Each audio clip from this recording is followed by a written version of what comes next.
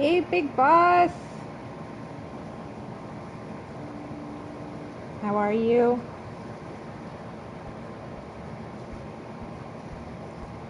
Hope you're doing awesome.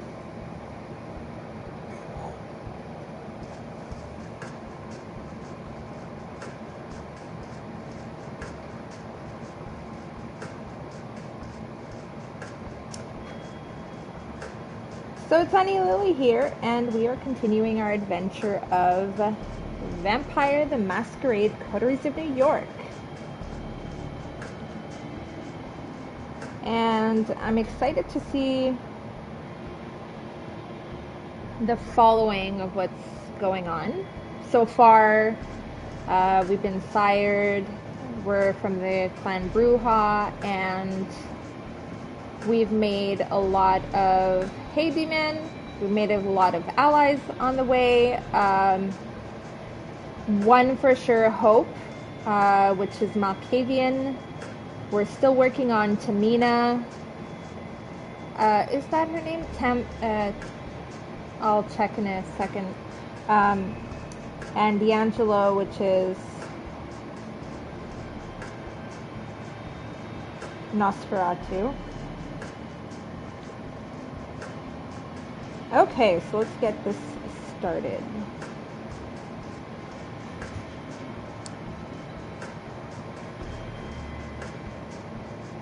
And, you know, things are going on that are... So it's a game about a redhead that goes apple picking. It looks like that, right?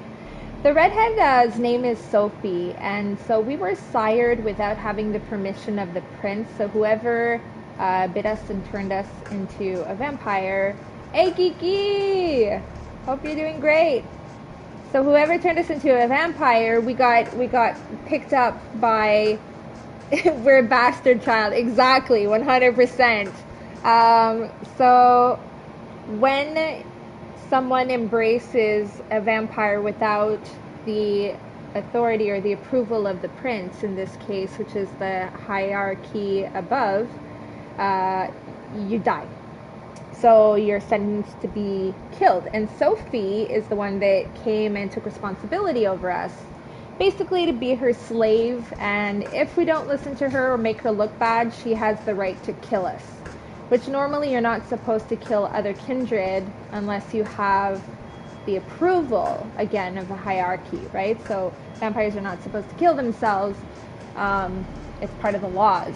So Hope was the Malkavian, my favorite storyline so far of the whole, because she's like a crazy vampire, if we can say it like that, but there's a lot more complexity behind the Malkavian clan. So if we look at what we have left, okay, it wants me to rest. But we have D'Angelo, which is Nosferatu, Tam, which is Gangrel. So Tam is the one on the bottom.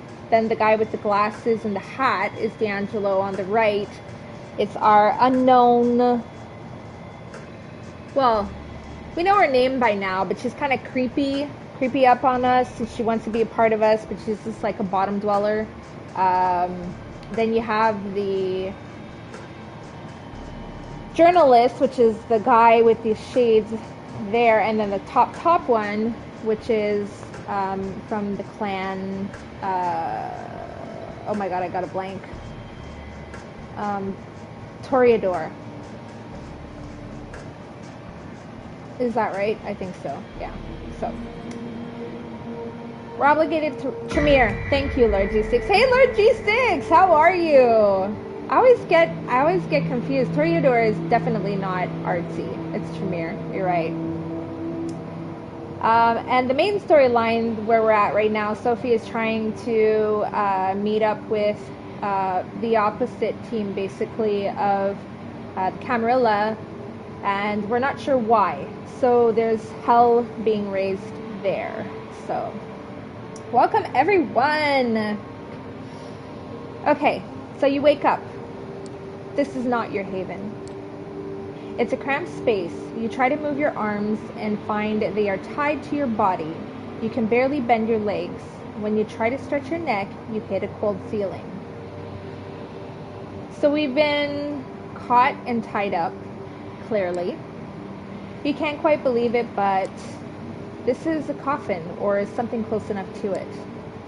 It vibrates slightly, but you can't hear any sounds coming from outside. It's entirely dark. So what do? I just want to raise your attention to the fact that around the screen it's red, which means we're not using a lot of blood, or we've used too much blood, so our hunger is really insane and it could give in to the beast, which I'm not sure we necessarily want to do. So that means we basically lose our humanity.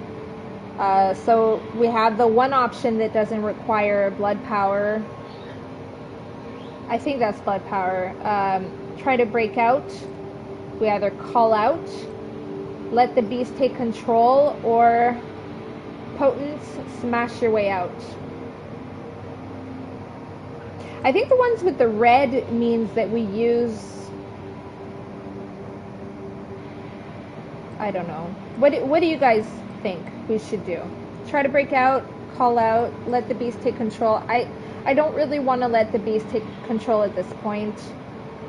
So we either smash our way out, call out, or try to break out.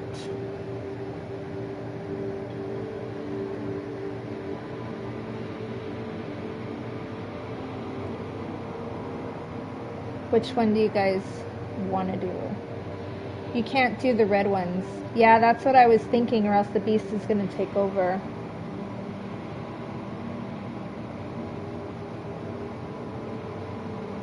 Yeah, so when Big Boss, when you have, I mean, it won't let you. Oh, okay, I see. You don't have the blood. I get it. Okay. Gigi's like, let the beast take control. So, Big Boss, the beast is basically the side of the vampire, the most animalistic, the one that literally makes you lose your humanity. So when you give in to, you lose control over that part of you, you basically become like an animal, where you lost all your humanity, and there's not as much logic anymore. You just basically lose yourself. So you become like a demonistic vampire, not one that can interact as much, and yeah, it's just not the best thing to do. So I guess our only option here, if we don't want to become the beast, like Gigi wants us to become the beast. Interesting. Unleash the beast. Oh, I got two people that want me to unleash the beast. If we do that, though, I think we screw up our whole storyline. I think we won't be able to get any more allies. We won't be able to finish the story. I'm kind of worried about that.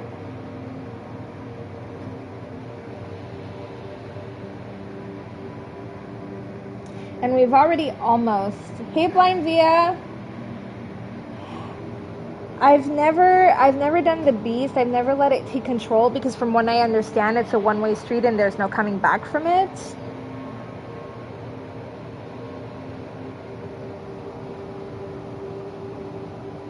But then again, if I just try to break out and I'm not strong enough, I might just die. So make that 3 that say unleash the beast. Okay, we're gonna unleash the beast. Let the beast take control. Let's go. Your hunger is overwhelming. The beast already scratches at your brain, frustrated and needy, but now it's also scared. It wants out. It will do anything to get out. Well, I mean, they give you the option, so there's probably a way to finish the game as the beast. Yeah, most likely. You're right. You allow it to try. It's not an entirely conscious choice, more like trusting a desperate instinct. You take the role of passenger in your own body. The beast trashes and stokes the flames of your hunger. Your body pushes against the top of the container. It strains and strains until you feel like your muscles are ready to burst. The lid gives just a little. The beast loves that. I will be harder, I guess. You mean it will be harder? Yeah, most likely. The creaking of metal. Somebody shouts a warning. The lid pops off.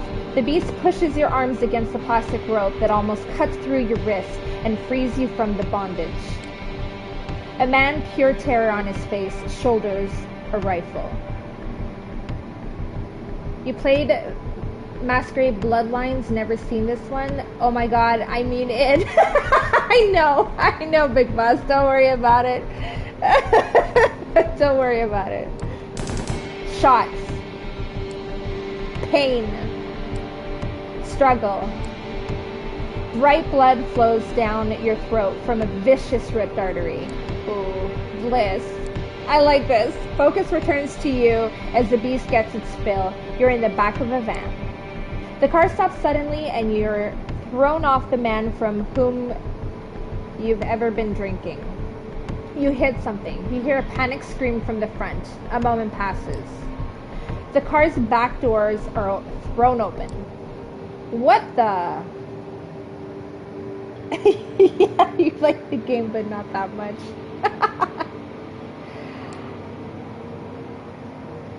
What the? Ah, D'Angelo. Well, I'll be damned. The shifty fucker delivered the goods. You were trying to cross the border, right? Walked right into that Imperial ambush. Same as us and that asshole over there. So this is Hope. This is the Malkavian that I was talking about. I love her. She just saved her ass, I'm pretty sure. We've got to scram and fast. Follow us. So see, this is good that we have these allies because they just saved our ass. Seeing their faces is surprising, even more so in these circumstances. However, you realize the immediate danger and follow your companions out of the car and down in a street in the North Bronx. The van has crashed into another car. A familiar face, that of Kaiser's ghoul, Jackie, stumbles out on... We should have killed him earlier. Anyways, stumbles out of the wrecked sedan and slinks away into the darkness before you can call after him. The three of you jog away towards the line of the trees and take shelter under some branches. Just as you hear a chopper approaching, its searchlight illuminates the wrecked van and moves towards you. Lay low. D'Angelo does his disappearing trick and vanishes from sight. You look to Hope, but she's not here. You haven't seen any movement, just the tree she leaned against and scanned a few seconds ago. Having crazy eyelids pays off. It does. It does. And I'm wondering if I would have completed the other ones by now, if they would have all four been there, or just the two, right? You're left alone with just seconds to make your move before the spotlight finds you. Hide behind the closest tree, dive under a nearby bush, or dash deeper into the park. The helicopters, the guys that are there, they're brutal, right? The Imperial Dukes, we definitely don't want to be caught by them because that's definitely our ending. So I don't know about you guys. I would go with number 3. Do you guys agree? I feel like the closest tree in the nearby bush is not going to cut it with these guys. These guys are like highly trained operatives. Get the bone. Yeah, that would be a good idea. I have to play Phasmophobia soon for sure. I would go with number 3. So I'm going to celebrity dash deep into the park. You take off before the light can reach you. In just a single dash, you find a small, overgrown mound beneath an old tree. You realize you didn't have to run that far. The searchlight passes through where you were standing just seconds ago, but doesn't actually reach much further into the park. The helicopter flies on, its searchlights frantically moving through the vicinity as your companion once again appears in your proximity. Nice job, kid. They seem to be moving on. Come on, before these SI fucks change their mind. Wait, the SI? Care to tell me what's going on? Or what are you two doing here? I kind of want to know what's going on, and I want to know what they're both doing there. I would go with number 3. So I want to know what the 2 are doing here. What are you 2 doing here? Wait here, both of you. Hope will fill them in. I'll go scout ahead. Your life up to this point, everything you knew, it was a highly advanced VR simulation. Welcome to the real world. What? What? Wow, this is like graphic novel style. What? We were in a VR this whole time? No. That can't be. Your blank stare is what makes her crack. It's a Matrix reference. Whoa. I see. Okay. No, actually the SI First Light, in this case, I think raided your haven and took you in. They were just transporting you out of town. Kaiser told us which route they'd take. How did the SI know where I live? Kaiser organized this. Why? And what about Sophie? Is she safe? Like, aren't we all living in a simulation right now? You know what? What you say kind of really comes and touches me, because there was this one show that I watched a long time ago from Goosebumps. It was a series. I don't know if you guys all know Goosebumps, but yeah, I watched a show of Goosebumps where this boy is in a camp and there's this wolf that's wolf beast that's kind of like hunting them and whatnot, and then they kind of say basically that it was like a whole test for the real challenge, and then they look up and it's like, I don't know, it was just something like crazy like that. So like if our whole life right now would be just a test for whatever's coming next, you know? So it's pretty crazy, right, when you think of it that way? Although we never really know. I remember Goosebumps. It was that thing I got to watch if I spent the night at my friend's house. Oh, so your parents wouldn't let you yeah. It was pretty scary sometimes, not all the times. It definitely made your mind think, that's for sure.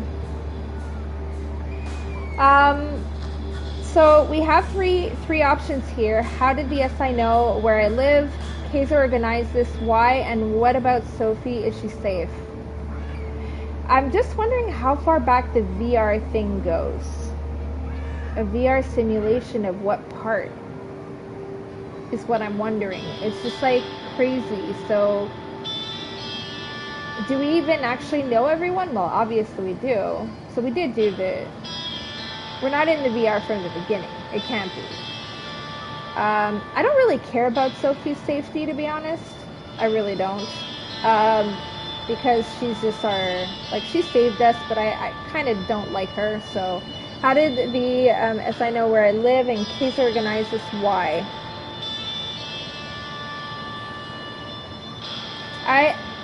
I'd go with number 2. Kaiser organized this whole effort. Why should he do that? In this city, I don't think there was ever any VR. She's just referencing. Oh, okay. I was taking it literal. Clearly. Now I feel like an idiot, but anyways. She was joking. Okay. See? You know when I say I don't read between the lines? That's a perfect example right there. At least take everything literal. If you want me to understand something, say it directly. D'Altaliano pride. In this city, if Kaiserino finds somebody who's about to die useful, they simply don't die. Marone. Guess you've kept yourself useful, so good work and keep at it, eh? A like a Canadian? Eh? Hey, the limo's... Oh, sorry, I gotta do his voice all the time. Hey, the limo's here. Come on, time to blow this joint. Kaiser's familiar car stops nearby and the back door opens. Your allies usher you inside and join you. Being inside this mobile fortress never felt like a relief. Until now.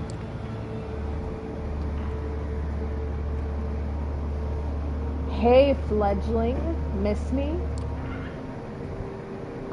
We either say, yeah, actually, not really, but I'm glad you're here, or save it, what's the deal here? So he literally just like tried to kill us, save us? I don't know. 3, save it, what's the deal? Yeah, that's what I would go for. Okay, let's do that. Save it, Kaiser. What's the deal? What's your angle on this? He's fugly. He is, definitely. He's very ugly, yes. Oh, you wound me, Jack. Is this that hard to believe I do something out of the goodness of my heart? He laughed his horrible laugh so loudly that even your companions are startled. No, I don't blame you. You are here now only because I told your buddies that you were neck deep in shit. That van you were in? A one-way ticket to Hartville, Pennsylvania. I broke you out as a favor. Now you owe me big. Hope snorts. What's so funny, Jester? Hartville, Pennsylvania. I love it. What, you like it? Yeah, it's literally the funniest thing I've ever heard. Is there a Usenet where you workshop these bits with other ancient demons? Can I get in? Everyone's a critic. How did you know? Why didn't I wake up earlier? And did Sylvia ask you to help? I go with how did you know? How the hell did you know the SI broke into my haven and took me away? Is that a piss-poor attempt at an insult, fledgling? I've kept eyes on you ever since that little job you did for me in Nolita. You know, in case I needed you for something else, I had to know your comings and goings. Guess the rumors are true. The old fart is surprisingly good at keeping up with the information flow of the city, despite his age. Probably in the top 3.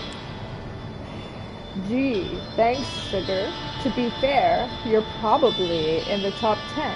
Oh wow, he's actually being nice right now. He grins with what you assume is a lecherous smile. Hope seems only momentarily insulted by the top 10 remark. I've had a good idea of why the SI hit you, Jack. Not that there aren't tons of good reasons for it. It might have been one of these, for instance. The screen in Kaiser's car flickers and each of them now shows a short-looped clip.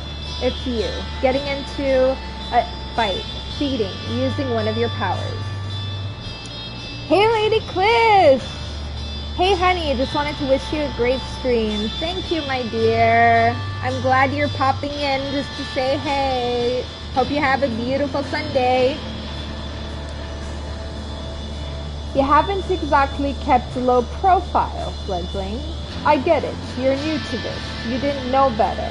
Yada, yada, yada. The fact is, the SI has tons of this stuff. Also at Demon and Lease, thanks for the bike advice yesterday. I will go get wet lube and clean the bike. Awesome. Security camera footage.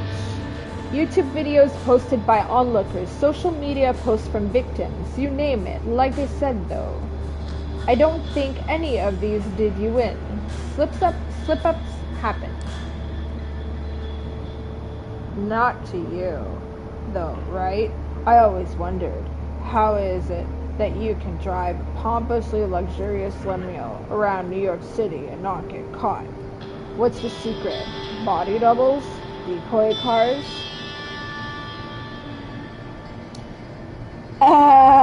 Gigi, you must not make a joke. No, don't make a joke on that one, Gigi. Behave. Oh, behave. Kaiser smiles, going for that anthropomorphic piranha look you saw a few times before. You do know what killed the cat, don't you, Mr. Finch? D'Angelo freezes and scratches his face, looking fiercely at the other Nosferatu. You notice that his hands are shaking. Whoa. Well, do you? Stop shredding on the upholstery and answer. Or should I use your given name, too?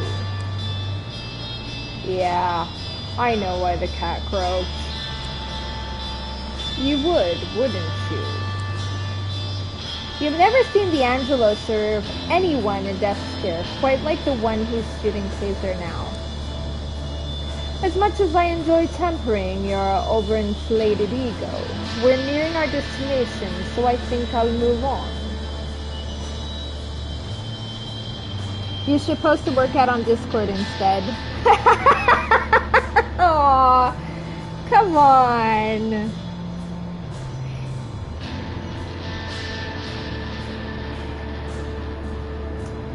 You sneaky. Behave too, Lady Cliss, okay? Behave too. Please. I'll gladly do it. And going to the corner store works for me.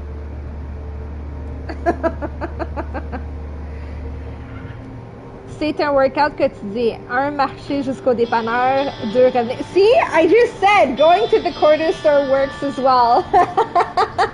Exactly. See? I got all your backs. I love you all. The reason I need you walking and talking, Jack, is to test the hypothesis of mine. For that, I need you to finish what you were tasked to do. So, first things first. Here. He hands you a phone. The number has already been dialed. You hear the tone. Somebody picks up. Ah, it's Sophie! Who is this? It's me, Sophie. Kaiser, what the hell? Or remain silent.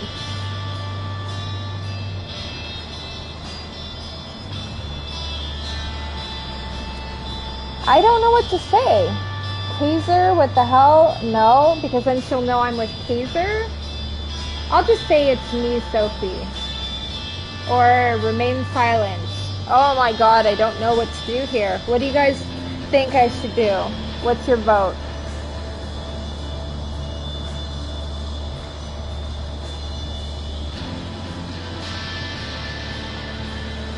Because the IS is the Imperial, so that means from the Prince. So the Prince and Sophie and all them just tried to kill me. The Camarilla is what I understand, unless I'm understanding that road.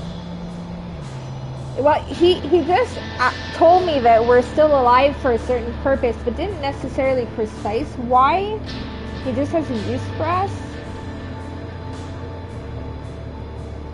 Yeah, I thought so too. Hold on, I'll turn it down a bit. I don't know why. There we go.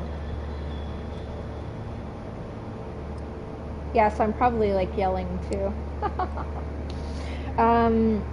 2, so Kaiser, what the hell?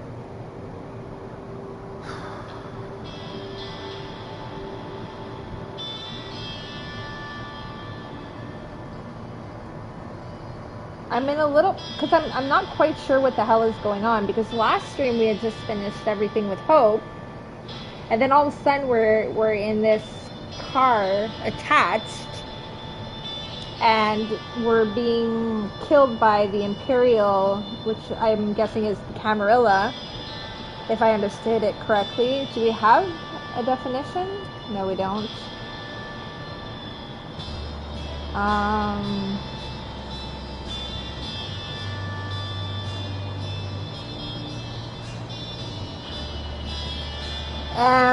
And so is it Sophie that, you know, did order the kill on us? Is it the Prince? Do we want her to know that we're with Kaiser or not? Do we even want her to know that we're still alive? But he's trying to do us a favor. He wants us alive for a reason, and he's making us call Sophie. So if we don't say anything, we're kind of going against him. So I would just go maybe with number 1. Second Inquisition, human hunters, basically. Oh, okay, yeah. So then that's what I thought. Oh, I was thinking of like Imperial something. I don't know why. You're right. It's SI. Okay, so those are the ones that we saw in the park that went to hunt the gangrel that had gone full on beast mode.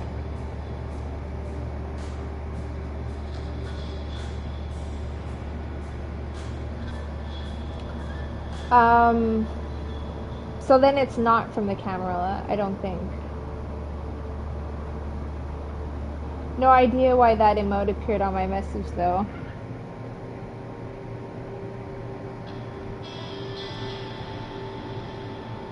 I didn't see an emote on your message.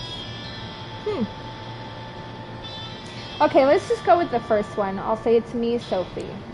It's me, Sophie. Jack? Are you okay? Is it still too loud, the music, guys? Okay, on my there was one. Oh well. Is it still too loud? I can turn it down more too. It's good? Okay. They're fine and dandy. Kaiser? What are you doing on this line? What do you think? It's my phone your protege is using, so keep it snappy. Operating a secure network ain't cheap. Come on, Jack, spit it out. Kaiser saved me from the SI. My friend saved me from the SI. I got captured by the SI. I think I'll just say I got captured by the SI. Listen, I got captured by the Second Inquisition, but I'm fine now. SI? That's what I feared. Listen, the plan. We need to do it tonight. But if the Inquisition is involved and you broke out, they'll be looking for you, so we can't meet in public. I have a place in mind, but Kaiser, are you still listening? Would I tell you if I wasn't? Jack, call this number from where you visited before last we spoke. I'll come pick you up. She hangs up. And that's that. Gotta tell you, kid, this entire conversation is my curiosity, alright. Need to answer that riddle. I think I've almost arrived at the answer. Sorry to spoil the fun, but I'll answer that particular riddle momentarily. Don't worry, doll. I can throw a few other ones your way after our mutual acquaintance continues with the night. If my intel is worth a damn, your next stop, Jack, is right about here. The car comes to a stop and the door opens outside. You see the street leading to Solids and Stripes, Torque's Pool Pub. Well, you need me to kick you out? How the fuck do you know about this place? What about my companions? And what if I don't want to do it? Well, at this point, I don't want to say that I don't want to do it because honestly, I don't think I really have a choice. I mean, I'm being chased by the Second Inquisition, so...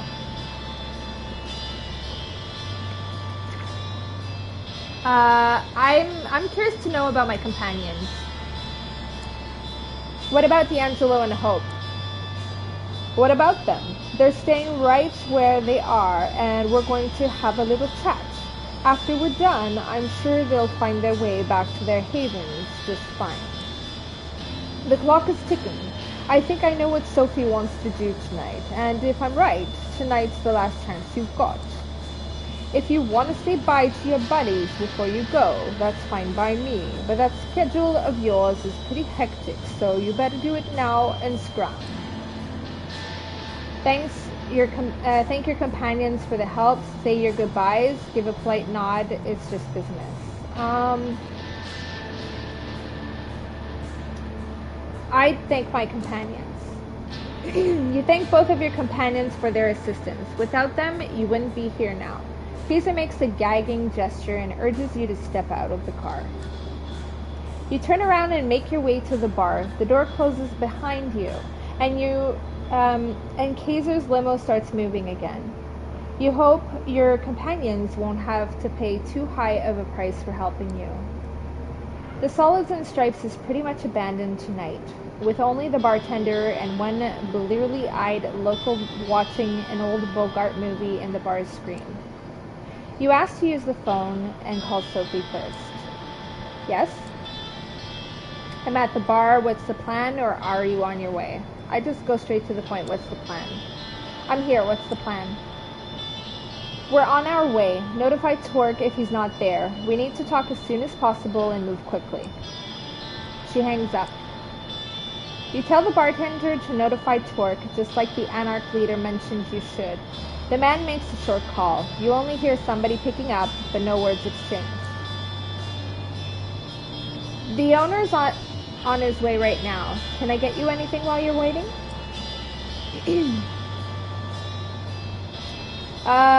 No thank you. The bartender nods politely and gets back to his business. Torque comes in some 10 minutes later without Mia. He tips hat to you, puts a hand on the bleary-eyed patron's shoulders, and says something to him under his breath. They both laugh. Marty, how's the night going? Quiet, sir. Just how you like it, huh? Well, Jack, I believe you wanted me here for a reason. Let's hear it. You're about to tell him what's brought you here when the doors of the bar opens and Sophie walks in, all splendor and charisma. The patron's eyes are now glued to her, and so are the bartenders. Torque isn't happy with the sight. Well, this isn't what we agreed on, Jack. Care to explain? Torque meets Sophie, Sophie meets Torque, or we had to improvise. Let's just go with we had to improvise. Things got complicated. We had to improvise. Pleasure to make your acquaintance. I believe Jack already told you why I'm here. Not in any detail, as the circumstances of your meetings were supposed to be different. So, Miss Langley, tell me why I shouldn't ask you to leave and kick out your protege while I'm at it. You will like what I have to say. Yeah, I've heard that line 100 times, but 99 of those ended with somebody getting hurt, and that's not something I'm in the mood for tonight.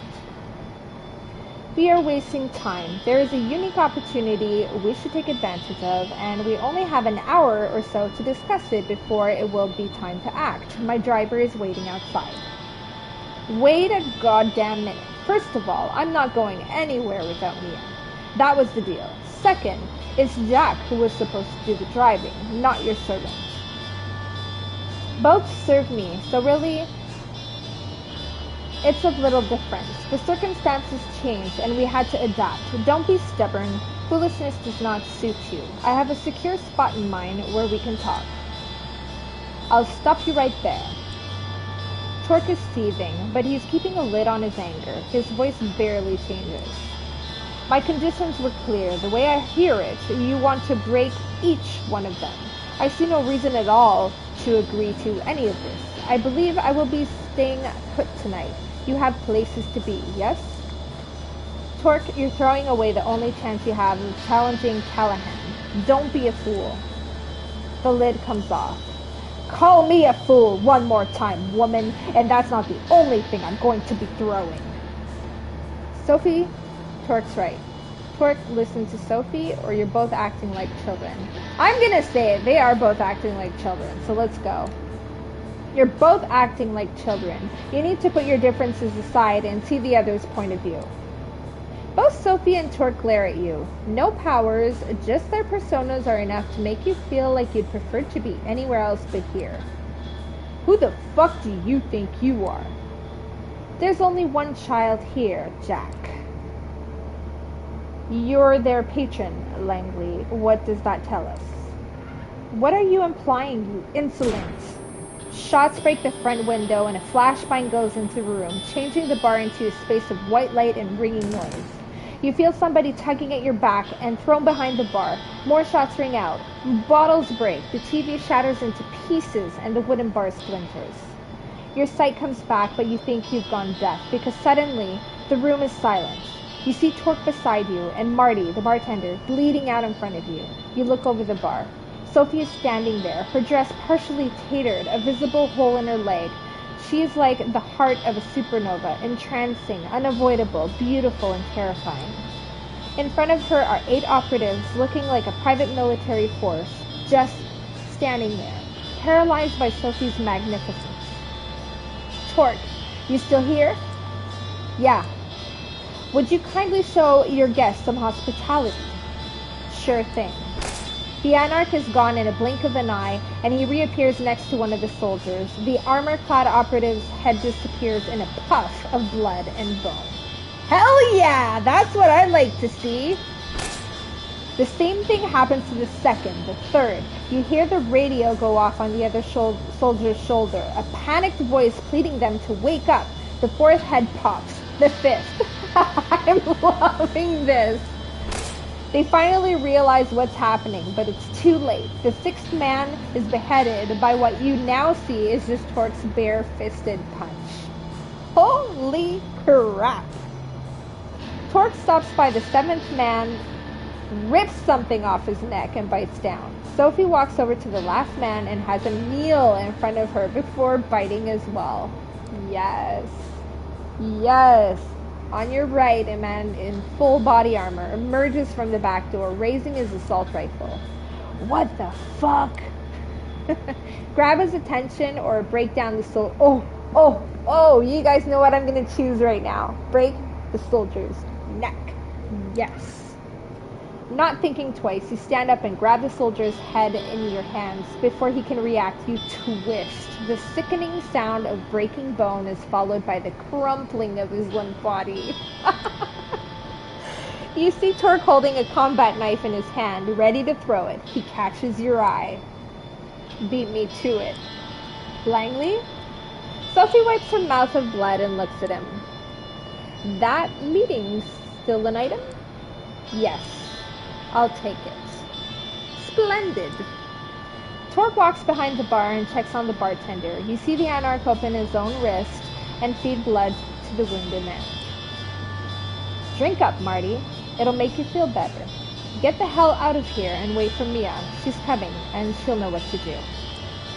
Torque? Yeah, coming. Take the back door. Jack, come on. You slink back into an alley behind the bar, leaving 10 bodies and 1 grievously wounded ghoul behind. Nobody stops you from circling around the block and finding your way to Sophie's car. That was quite a bit more violent than an episode of Caillou.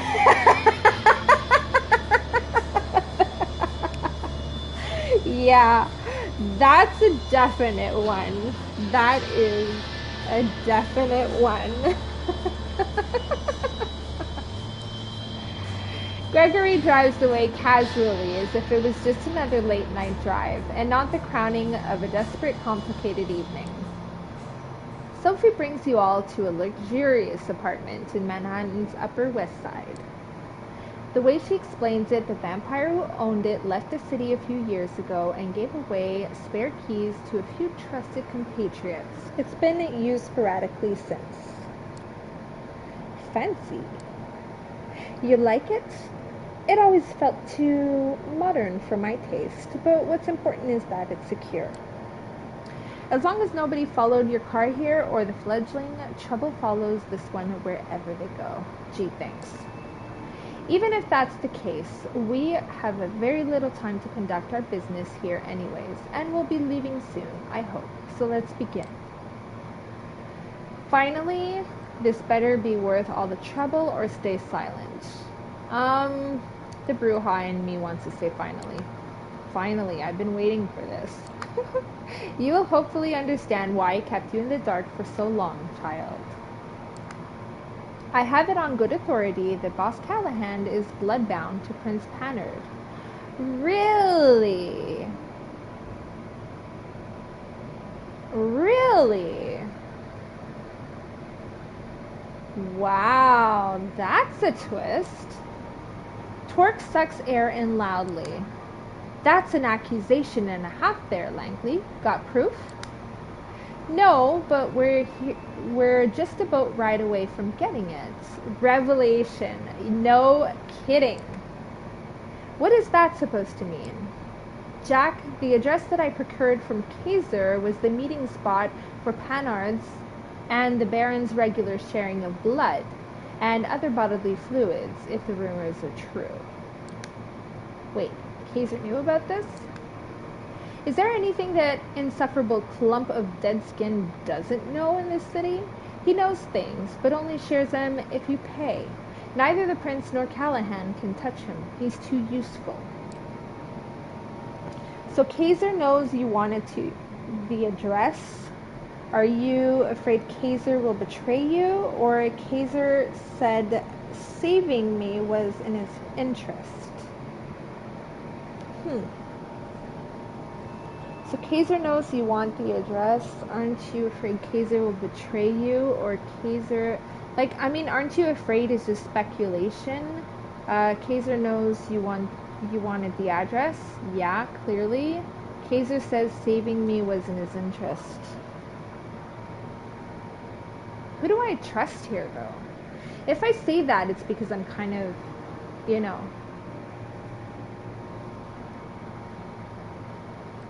I don't want to.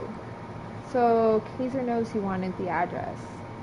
Let's just go with that one. So other than us, he's the only one who knows you wanted the address. That makes him dangerous. Yes, as ever. If he intended to sell this information, he already did. It was just a part of the risk.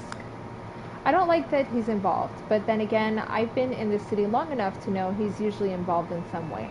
What's the address he gave you? They meet regularly on Ellis Island. In fact, their next scheduled meeting starts in just around half an hour. Hot damn. I'm guessing you want to crash that meeting. Why? So you can see the proof for yourself, so that I can make sure too, and so that I have an extra pair of eyes for Panard to consider when I present to her my ultimatum. The prince must abandon her seat and leave New York City. She can go wherever she pleases, but if she stays, the entire court will know, and the next prince might not look favorably on her past. Dealing with anarchs, especially so closely, is a punishable offense in Camarilla, as I'm sure you've heard. So I did. Torque strokes his beard and looks intently at Sophie. What exactly are you trying to accomplish here? Say you remove Panard, and I even remove Callahan. Then what? Torque, did you ever wonder why Callahan is keeping you in check? Because I wondered why the prince condemns anarchs during her visits to Elysium, but doesn't allow the ivory tower to challenge you. She or they have engineered the status quo, not for the good of their sex, but for private gain. They keep us all in line because it lets them hold on to the power that much longer. I see. And your goal is what? Make this Cold War turn hot? Not a great plan. Your cammies will get your butts kicked out of New York City in no time. If you anarchs manage to organize, which I doubt you will, at any rate, it's a risk I am willing to take. I don't stand alone in this. This entire operation has been years in the making. Torque, I am offering you a chance to square things with Callahan and level the playing fields. If we get rid of these two, we can start on equal footings at the next stage of this dance caper. I don't think her intentions are that innocent. Everyone wants power. You throw out the power because you want to become the power. Why am I here listening to this? How do I factor into this plan? And aren't you copying the same status quo? Okay, so maybe we're there to play out Kaiser's plan because he wants the power instead of having Sophie or Torque get it. If they're going to overthrow the two big guys, right? He wants the power. Because we know, we didn't tell her, but we know that he kept us alive for a reason. Why am I here listening to this? How do I factor into this plan? And aren't you copying the same status quo? Yeah, that's the third one is basically the same thing as what I was just saying. I want to know what their plan for me is. Do I factor in this plan at all? Yes, we will be taking you with us to Ellis Island, both as another set of eyes to witness the Prince and Baron in the act, and as a bit of added security, so we're their goon. I don't think Helene or Callahan would dare to lay a finger on me, but they will not find me unprepared. So I am her muscle, literally, and expendable, from what I understand. You know, after all those years spent in Callahan's shadows and taking part in all the kindred dick measuring contests, I should expect a ruse, some ploy to kill me in an out of the way place. That's our inherent paranoia talking. My gut tells me it's time to get this show started. I do hope you have a boat nearby, Langley. Sophie smiles mischievously. Of course she does. Of course I do. It's waiting for us by the pier. Lead the way then. Moonlight's burning. The three of you leave the apartment and walk towards the pier. Nobody seems to be following you. You get on a small patrol boat and double time it through the Hudson cold, dark waters.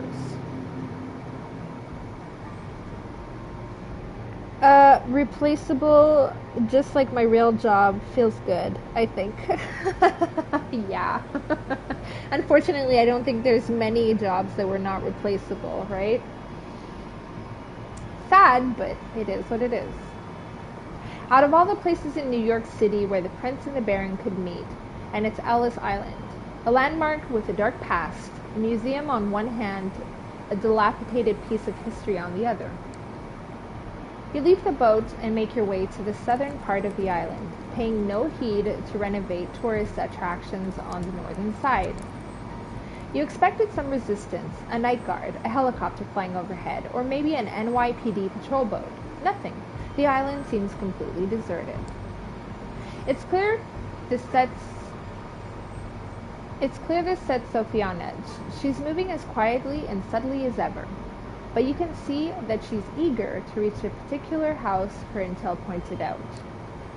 Torque is following suit, grimly determined, flashing a piercing gaze all over, still clearly uncertain that this isn't some kind of con. Finally, you see light. Light coming from a window in one of the buildings is the edge of the island. The three of you slowly creep closer to the building and take a look inside the window. There it is, Callahan kneeling in front of the Prince, sucking on Panard's wrist, both fully clothed, a small blessing. Torque makes his move, and before Sophie can stop him, he busts through the building's door. It all happens very quickly. Torque grabs Callahan by the shoulders and throws him through the still open door. Callahan hits the ground hard. Torque appears on top of him, and starts punching. You fucker, you piece of shit! Stop! The Prince's voice takes hold for just long enough to make Torque's relent, which the Baron uses to the fullest. He shoves Torque off of him and tries to bite down. Prince, call off your lapdog. Langley, what is the meaning of this? The two anarchs break apart, both wounded, but neither is quite done yet.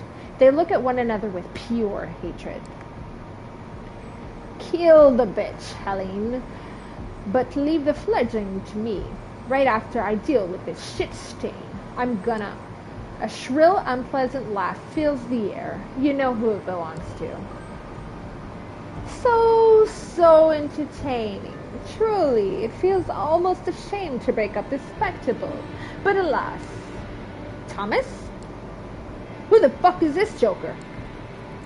Yeah, I don't think we've met, though I did hear a lot about you, Mr. Torque. My name is Thomas Arturo, and Callahan uses this moment of uncertainty to strike. He's still too slow for Torque. Who knows the boss? Who throws the boss onto the lawn, where the two exchange blows once again. Helene, if you'd be so kind as to ask your friend not to hurt our guest. Too much? Callahan, don't kill him. This time, Callahan comes out on top and grabs Torque in an iron hold. Your companion struggles, but can't quite break away. I will not be denied, Helene, not this time. You will do as I command. And she will do as I command her, Douglas, old boy. What? Like I was saying before I was so rudely interrupted, I feel like I need to break up this little spectacle. It's been going on for much too long. You think you're so smart, Langley. You and your clique figured out that there was something fishy going on and all your own. But you were always working with just a piece of the puzzle. Wasn't she, Jack? Sophie looks to you, shocked and disappointed. I don't know what she's talking about. What are you talking about, Arturo, or this is not happening? I'm going to say, what are you talking about? What I'm talking about, you ask? You. You fledgling, you don't know. How could you? Only I knew, and your sire, of course. They're the one who agreed to embrace you after some negotiations. We're finally gonna find out why we became a vampire. You hear a scream and a curse. It's Callahan, whose arms has been nearly ripped off his body. Oh, Torque breaks out of the Baron's grasp, but doesn't continue the attack. Instead, he's at the edge of the water in a blink of an eye and disappears into the Hudson. The only trace left of him is his fedora. Another actor going off script at the very end, eh? No matter. Let him bring us some amusement now that the production is almost wrapped up. He'll reach his allies. He'll tell everyone of this. Helene, even if we naively assume his nights aren't numbered now that he's in the SI's sight, this show must go on one way or another. Won't hurt to encourage leaks and speculation. Sophie looks at you. How could you, Jack? I saved you. Arturo suddenly appears next to her and slaps her in the face. Langley, Langley, Langley. What happened to your self-esteem? You can't really think a simple neonate has outplayed you, or maybe this oblivious act is your way of groveling for mercy? Thomas? What? You thought that being the expert chess player would always be enough. You never realized the people at the top simply flip the chessboard over and punch you in the face whenever they don't like how the game is going. He motions to the remaining kindred. But the thing is, you weren't even adept at playing the game you knew, Jack. Just another pawn placed on the board by my associate. You thought they were your piece since you took them in, but who gave you that idea? You return to the night where you were judged by Prince Panard, the woman in red, Sophie. Somebody speaking to her, a man in glasses, the man standing before you now. Ah, this is cruel. We know what's going to happen. If only somebody would speak up for the poor child, they could be a useful tool for the Camarilla. Terror creeped onto Sophie's face. Of course, those are not the words you heard, were they? No, you were already grasping for some opportunity to further your scheme. I put the bait out and you took it, hook, line, and sinker. After that, it was only a matter of time before you started using Jack as your errand boy. No one is quite as easy to track and monitor as a naive fledgling who's just learning the ropes. What is it you want, Thomas? What do I want? Oh boy, the answer is so simple, but so hard to put into words. Unstable stability, cutting-edge tales of thrill and intrigue that push it to the limit, and then return you to the tried and tested status quo, gently, infallibly. A system full of distractingly moving parts which simulates conflict so convincingly that its users never feel a need to direct their energy towards upsetting the system. Achieving the eternal through the disposable. Building a city that's like a ship of Theseus, constantly changing its parts, yet always maintaining the same purpose, serving the same goal at all times. A large-scale infrastructure that has something like an exhaust system for the spirit.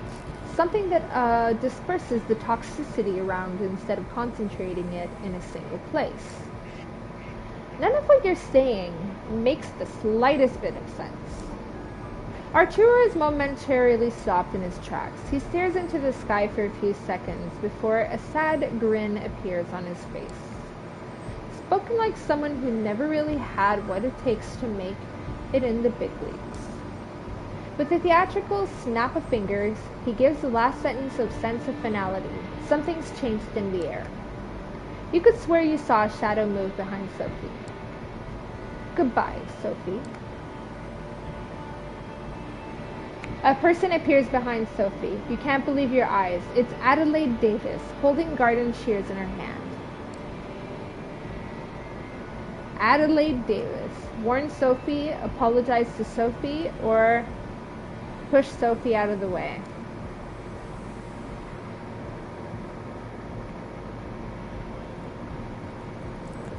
I don't like Sophie. I've been saying it since the beginning.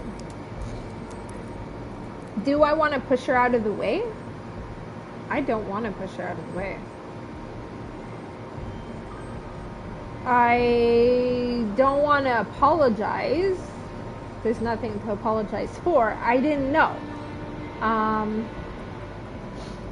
I just warn her. It's the decent thing to do. Sophie, behind you.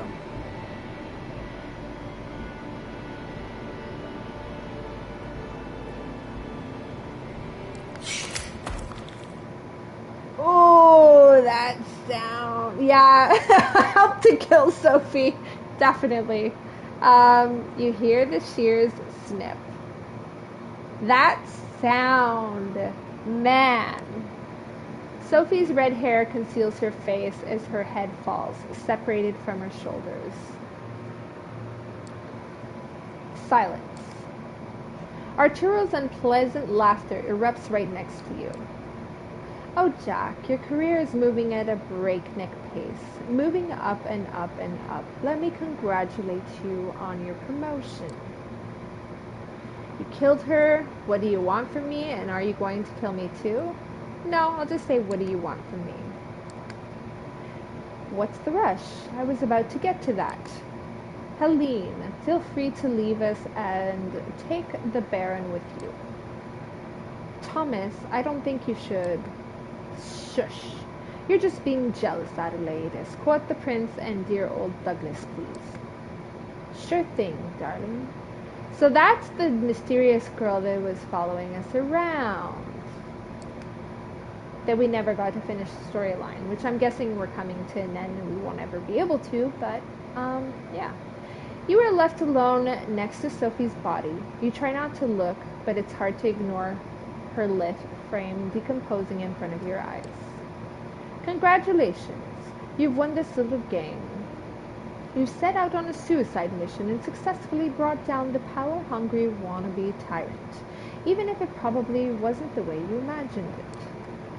Now you're free to enjoy paradise again, life after death, immortality, eternal youth. What they don't tell you is, of course, living in paradise is inherently sinful when not everyone can partake. But you have time to learn how to live with sin, don't you? He takes a melancholic look at the city skyline surrounding him, the Statue of Liberty and the lights of Manhattan shimmering in the distance. You know, New York taught me to believe in fate. My unlife began right here, and it began in the utter despair.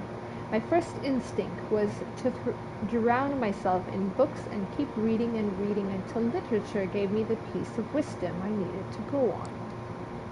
Personally, I find reading a silly hobby in retrospect. I always had this minuscule hope that the next sentence I'd read could finally bring me salvation, but it never did. It only gave me fuel for this elevated, righteous intellectual suffering. But the more I read, the easier it was for me to boil every paragraph down to a power relationship, the characters' influence over each other, the writer trying to impress the reader, etc. The strings everyone pulls started to look like strands to weave into the fabric of fate. And once I saw its beauty, I got teary-eyed. My architect instincts kicked into overdrive. I didn't have to submit to fate. All I had to do was cooperate with it and wait for my time to shine. Give it my input wherever needed until it trusted me to do more. Thomas steps over what's left of Sophie, wiping his glasses with an elegant cloth from his pocket. And it did. Fate let me look after the city. With my architect tools, I started quietly shaping the streets and corridors, while Kaiser and his ilk shaped the information flow. And among many tools this process gave me, one of them was a way to reliably come up with useful agents like you. The methods I've used were crude at times, but the root was there. All you had to do was follow it. Some people write rule books passages, the others plan city arteries. In the end, the effect is the same. Someone always follows. He puts on the glasses and gives you a long, hard look. You know, I have grown fond of you. You did so well. Even when that idiot Callahan tipped the Inquisition off, you still got out. I like that kind of resourcefulness. I could use that kind of resourcefulness. He uncovers his wrist. Oh, he's offering a blood bond? No way. This is big. So take my blood, just enough so we can start off on the right foot, as a sign of good faith, a sign that you're ready to play in the big leagues, ready to behold the sight I've prepared for you.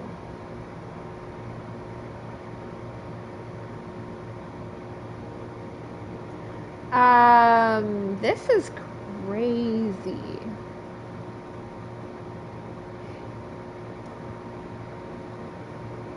Like, he's just proven that he's above it all, and he wants us to help him. But that's also a bad thing, because that means he can end us any day as well. But as far as I'm concerned, he could basically end us today, literally. So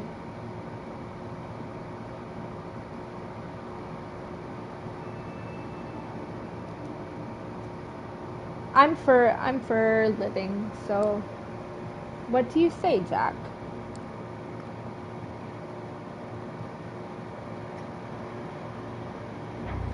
Well, I mean, clearly we accepted, right? Because in the beginning, that's what it's about then. He's the one who's calling us back? I don't know, I'm kind of confused on that one.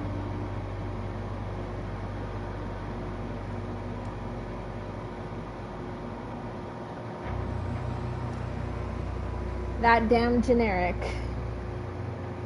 Is there a follow-up after this one? I'm sure you'd be the one to know that, Lord J6, definitely.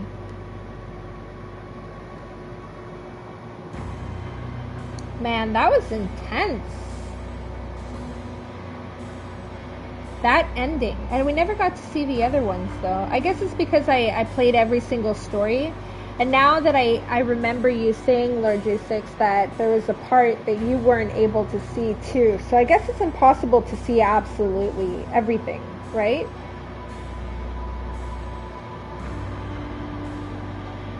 That's what I'm assuming.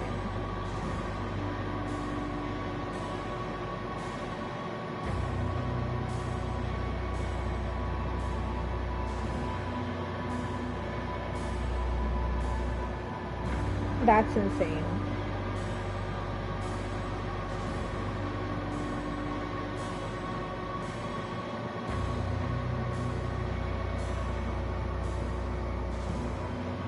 Wow. I mean, that's crazy, guys. If you call the second game a follow-up, yes. And yeah, it's impossible as far as I know, at least. Okay. Wow.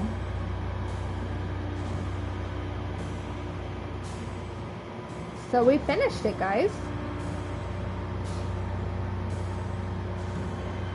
We finished Coteries of New York today. That is insane.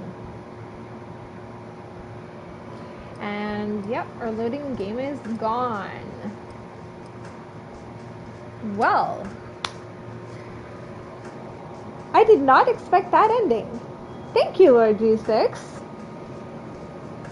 I did not expect that ending at all.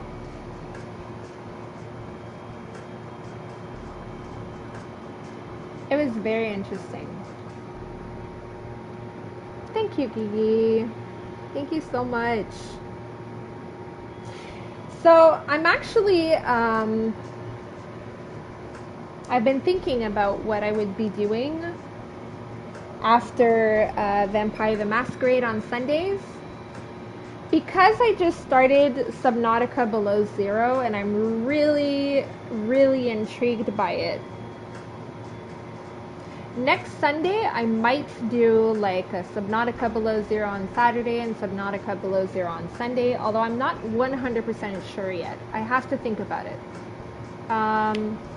If not, there are other games that I also have in line.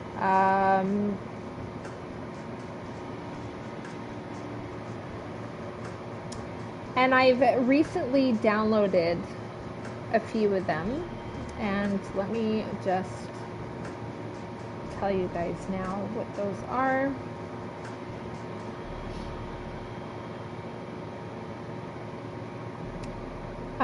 So there's an FMV one that I believe Lord G6 you might have already played. It's from the same creator of Heavy Rain, so it's Beyond Two Souls. That's one that I have in my list of things I would like to do.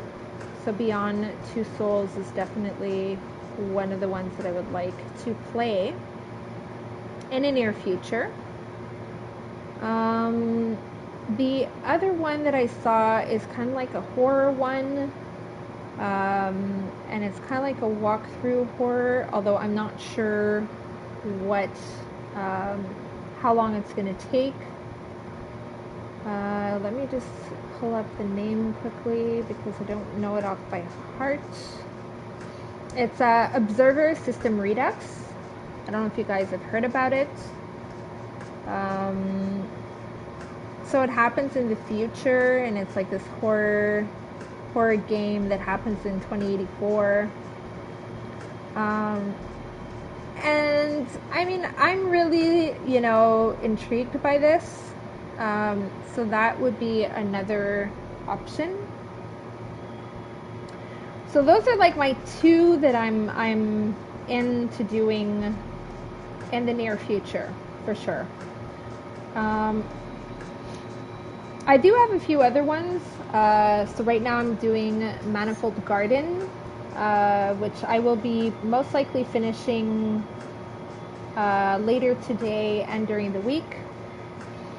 And there's another one that I will also be doing is In Rays of the Light, which is a few, I think it's like 3-4 hour gameplay of a walkthrough that's kind of like discovering stuff. Yeah, Beyond Two Souls, right? From the creator of Layers of Fear. Oh, okay, the Observer one. Good one as well, although I never completed it. Really? And if you never completed it, was it just because it was too hard to complete? Or you just didn't have the time and moved on to something else? Or was it bad? Yeah, I did actually play Layers of Fear, although I never finished it. And my streamer friend Maxecto actually did complete Layers of Fear a few months back. But I like that game for sure. In the end, I'm going to do them all. So it just depends on the order of them. I'm just curious to know which one you guys would most likely prefer to see first. So to recap, we had Observer Redux. It was one of my first streams years ago. There are some clips of that era on my channel, but my PC wasn't strong enough back then. Oh, okay. Well, I would be doing it from my PlayStation 5. Uh, so yeah, there's the FMV Beyond Two Souls and the Observer, which is the horror one. So which one would you guys like to see first? Yeah, I should be. The PS5 is pretty crazy, but it actually is, if I'm not mistaken, a PS4 game. So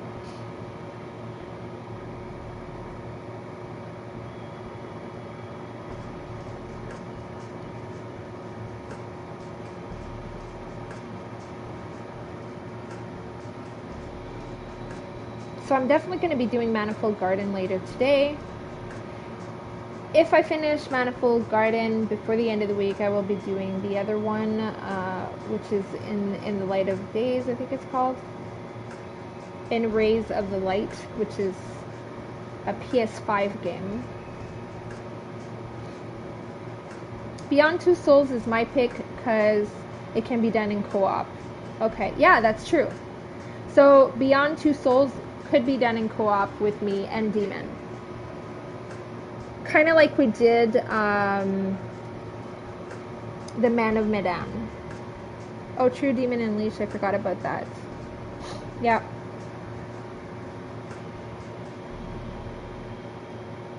I'm thinking you guys are pretty into both, I guess. And thank you for the congrats, Lord Z6. I really appreciate that on completing this game. I'm really happy I didn't translate it the whole time because that would have been hella long. Crazy long. I'm curious, Lord, did you decide to finish Dying Light?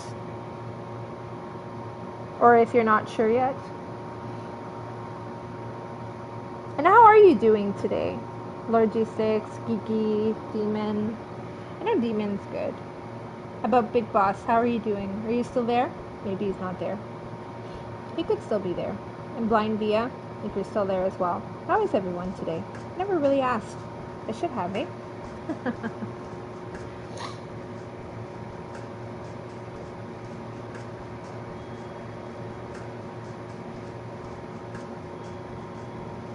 I will not be doing a raid right now unless someone out of you has a suggestion of who we can raid.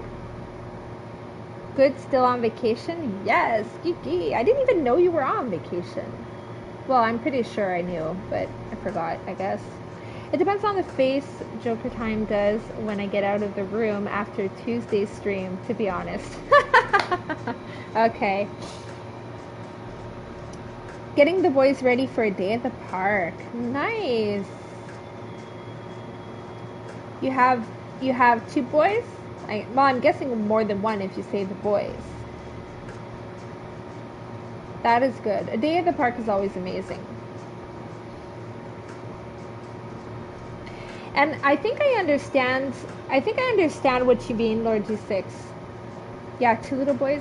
Oh, cute. How old are they, if you don't mind saying it? You don't have to. I know we're like on a stream and that, so if you don't want to go into that detail, it's perfectly fine with me. You can PM me if you want. But I get the idea why, if a game is super long, like requires more than, 8 streams, it's getting really long, I guess. And we're excited to move on to someone, like to some other games, right? Because we're excited to play other games. And I only stream once a week. Well, you do too, but you do like 4 days a week, which means you get like 4 games in, which is awesome. It like satisfies that need to like, or that wanting to see multiple different games at the same time, which I'm still kind of struggling with because I really want to play everything. Like, I just bought new games and I have like 300 games on my PS4, PS5. I have so many games. I have a long list. 2 little boys. Levy 3 and Junior is 10. Aww. Well, the 10-year-old is not that little anymore. 3-year-old is pretty young. My boy is 13. So much games, so little time. Exactly.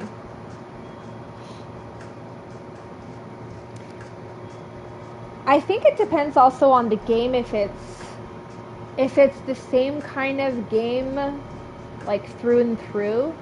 So like if you'd go for something more like Assassin's Creed.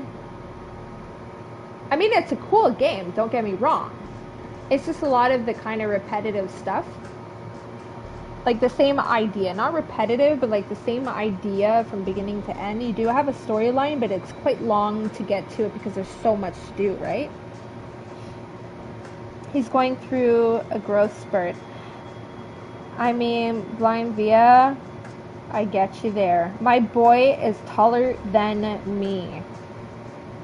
And his voice is changing, and he has his hormones there that are giving him acne and all that. But he's a handsome little man. Don't get me wrong. Like he's definitely a handsome little man, and he doesn't have that much. It's just the changes. He's not like my baby anymore, you know? He's growing so fast, too fast. And I'm like, stop growing. But no, he's still growing. He's going to be taller than me. Maybe as tall as Demon eventually. Hey, Joker Time. You're on the phone with your mom, but just want to say hi to everyone. Hi, Joker Time. Thank you for saying hi. You're awesome. So, yeah. My teen boy, UFO 1000. He streams very rarely, but he does stream. So if you guys haven't hit a follow for him, please do that. Also, I will, shout out to Geeky sur Linux, Lord G6, and Blind Via because you guys are all amazing streamers. So go check them out as well, 100%.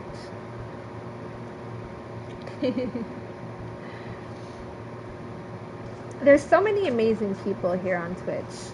I'm very thankful for everyone that I've met. Thank you so much. And you guys are always here to encourage me, which is amazing. I'm so happy and so proud of that. Amazing, gold-hearted people, for sure, 100%. And I got lots of love to give. I always say it, right? Lots of love to give. So, that being said, I'm going to go for lunch. Like I said, I don't really see anyone to raid right now. So if you guys have a suggestion, I could forward you guys to someone as a raid. If not, then I'll just get off. I will be back after lunch, continuing the game that I started yesterday, which is Manifold Garden. I'm stuck a little bit at a place, but I'm going to continue trying. So it's a puzzle game. I wanted to do a game similar to like Maquette, but Maquette I did not talk in. This Manifold Garden I am, because there's not as much storyline and music as Maquette. So I'm definitely going to continue that. And who knows, maybe tonight I might get into a bit more of Subnautica Below Zero, because I'm super excited to know what happens next. And this week, well, like I said, I'll probably be streaming, but it will definitely be before dinner. Because after dinner, I do enjoy me some Lord G6 and some Geeky Silly Nicks and some Blind Via. So, Matty Shmoo is on vacation, but shout out to Matty Shmoo as well, who normally does streams during the week around 3:30, and she's amazing as well. So there. So you guys have a beautiful day. If you guys are there later, that's great. If you're not, I hope you have an amazing Sunday afternoon and evening. And we will see each other soon. So love you all, and see you later, or if not, tomorrow. Bye, everyone.